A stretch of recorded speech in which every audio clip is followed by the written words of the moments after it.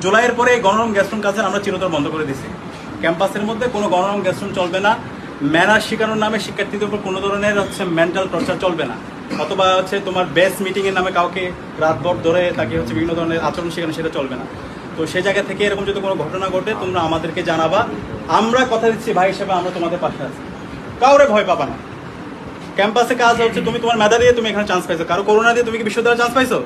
তোমাদের মেধা, তোমাদের যোগ্যতা দিয়ে তোমরা এখানে চান্স পাইছো। সুতরাং কাউরে তোমরা ভয় পাবা না। কেউ যদি তোমাদের উপর জুলুম করতে চায়, কেউ তোমাকে যদি ডমিনেট করতে চায়, সেটা আমাদেরকে জানাবা। আর আমরা আছি সবসময়, শির দ্বারা উঁচু রাখবা। শির দ্বারা যদি একবার বাঁকা হয়, দেখবা যে এরপরে দাসত্ব নেমে আসবে।